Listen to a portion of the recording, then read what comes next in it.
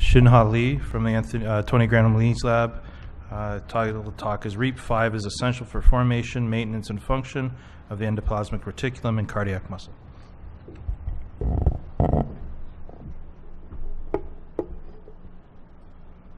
So good afternoon, everyone. I'm going to spend the next 15 minutes to talk to you about a very exciting protein, a novel cardiac membrane protein we've been working on in our lab. So the endoplasmic reticulum, the ER, is responsible, it's a specialized cellular organ responsible for many functions, including calcium cycling, protein translation, protein folding, trafficking, and organelle-organelle communication.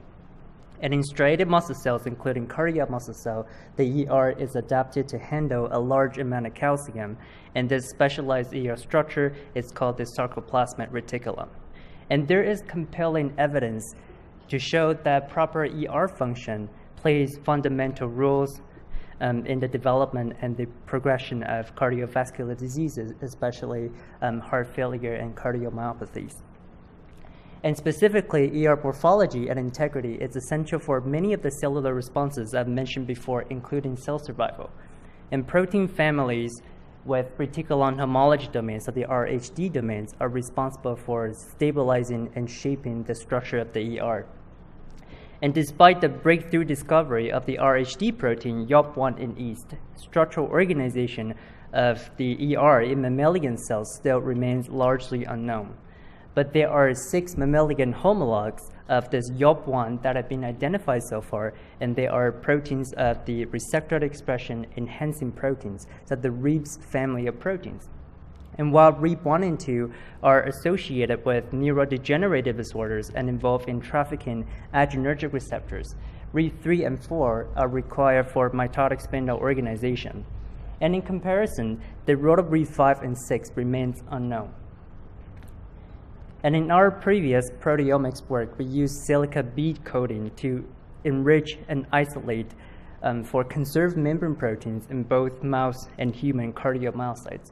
So I'm not going to go through every single step here, but basically we carried out detailed proteomic work and we identified 555 differentially enriched proteins.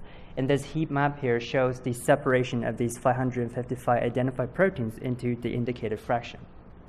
So what we did next, we then applied a ranking system to these 555 proteins to further identify previously uncharacterized membrane proteins, and then we prioritize these proteins with no previous links to cardiac function or cardiac enrichment. And this approach identified Refi5 as the second highest ranked cardiac membrane protein. So you can see here that Refi is a novel cardiac enriched membrane protein. And our top candidate, TMN65, as you may have heard about yesterday, it's also being studied in our lab, and it was just recently published in Nature.com. So our RNA-seq analysis of the Reep family of proteins show that Reep5 is actually ubiquitously expressed across many organs with high expression in the heart. And this also shows that Reep5 is also the dominant Reep in the heart. So where is Reep5 in the cell? One of the many things that we first investigated was the subcellular localizations of Reep5. And our immunofluorescence data here show that Refi staining shows sarcoplasmic reticulum patterns co-localizing with F-actin staining in isolated adult mouse cardiomyocytes. So here,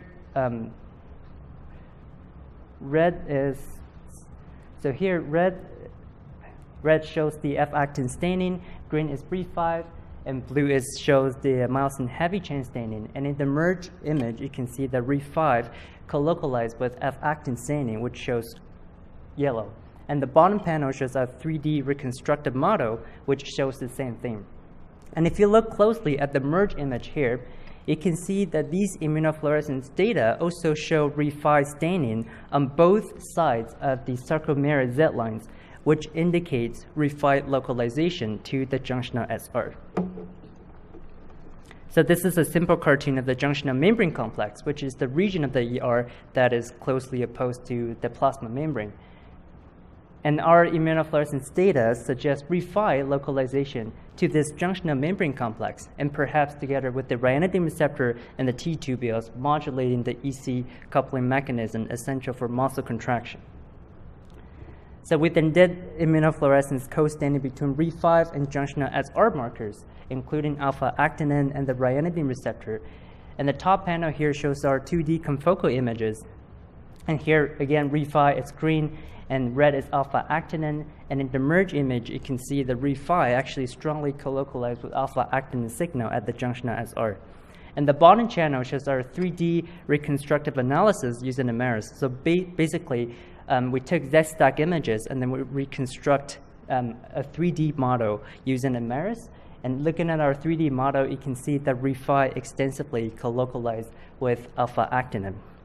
But if we take a closer look at our 3D model, so here red is still alpha-actinin, which shows beautiful striation pattern, and green is Refi, we actually see that Refi significantly interact and colocalize with alpha-actinin.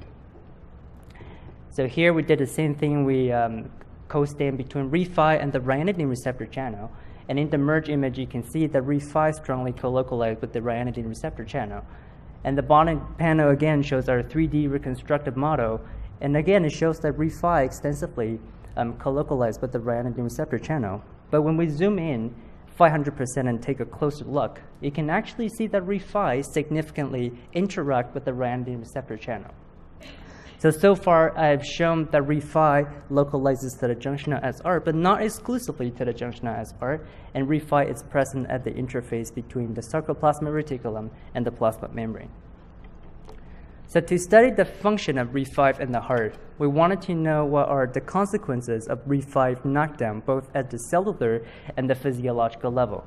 So here we use ER tracker, which is a selective dye for the ER, and we showed that Refi knockdown was associated with ER destabilization, and it causes luminal swelling and the formation of these big, prominent luminal vacuoles.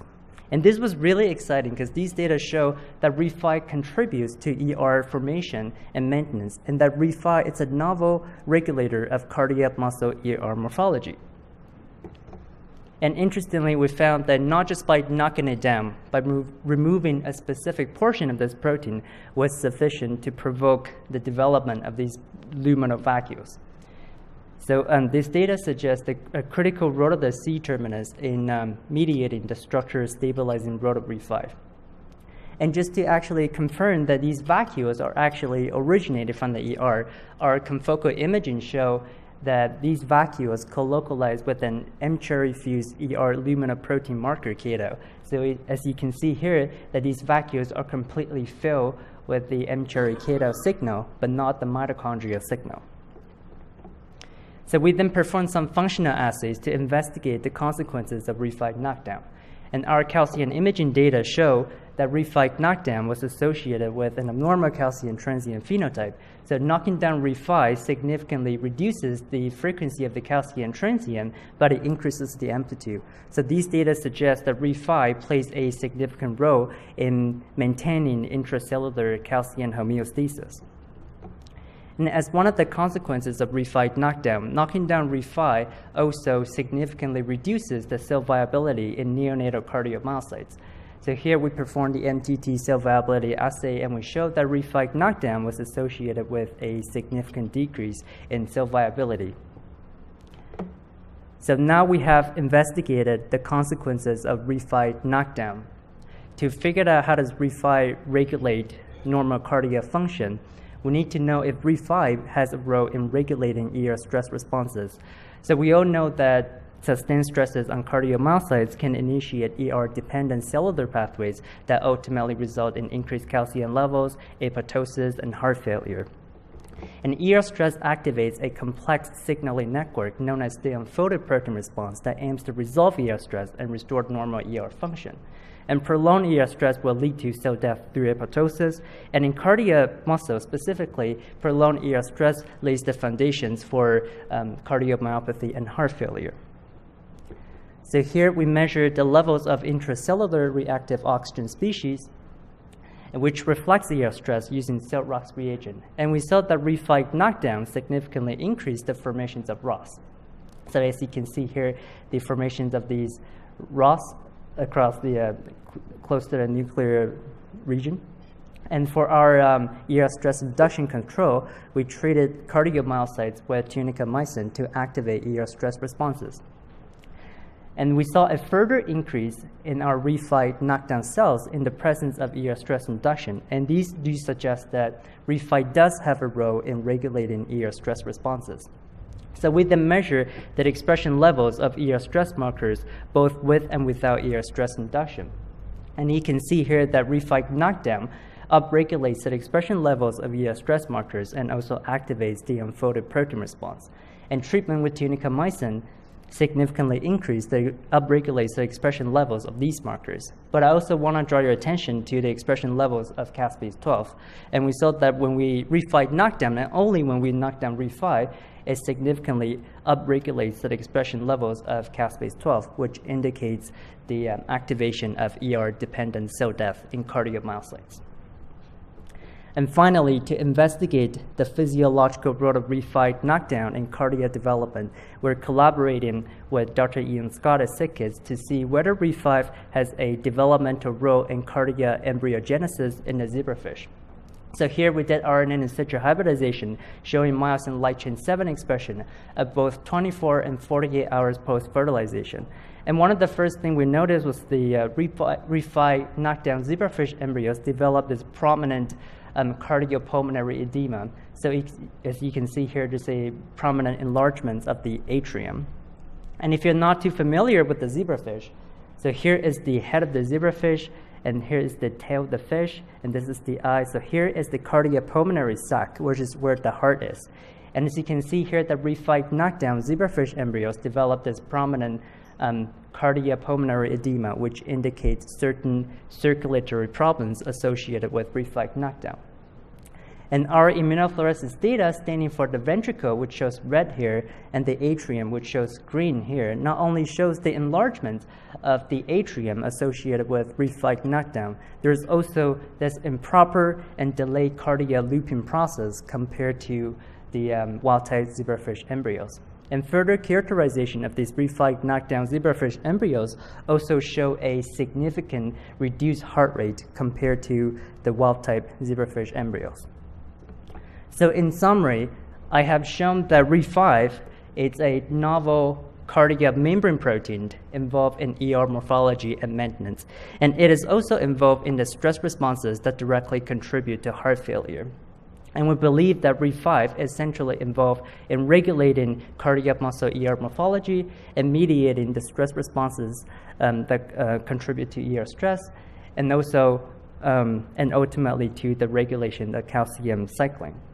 And Refi also plays a critical role in the regulation of normal heart development in the zebrafish. And all of these factors contribute to normal cardiomyocyte growth and function. And Refi is involved in all of them. So finally, I want to thank my lab members, and especially Sina, Jake, and Diana. This project wouldn't have gone as smoothly as it seemed without you guys, and you guys are truly amazing. And I want to thank our collaborators, Dr. Scott and Dr. Gibb, for their continuous, beautiful, amazing work on the zebrafish. And I'm also very grateful for all the help and support from other faculty members, Dr. Hexmer and Dr. Baer. And lastly, I just want to thank the Center for organizing this amazing event. A tremendous amount of efforts has gone into this and brought together so many experts of you in the field in this room today. And it is truly my honor to be here today to present our work. So thank you.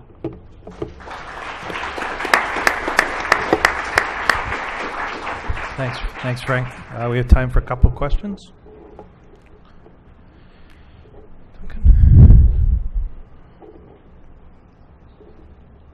Thank you. Again, very interesting, novel work. You focus on the heart, but from your expression data, it seems like it's highly expressed in nearly every organ. So I assume that it's playing, obviously, the role it plays with, with contractility is specific to the heart, but in terms of ER stress or other activities, it presumably doing this in all cells. So this wouldn't be, I'm assuming, cardiac specific. Do you have any thoughts on that? Totally agree with you. So Refi, I've shown, is basically expressed everywhere. So, but being a cardiac specific lab, we primarily focus on cardiac-related problems, and all the work I've shown, they were done on cardiomyocytes, either adults or neonatal. So, but I totally agree with you. It could be doing something else in different organs or different tissues. So in terms of ER stress, you think it probably is playing an important role in endothelial cells, muscle cells, liver cells? Yes. Yeah.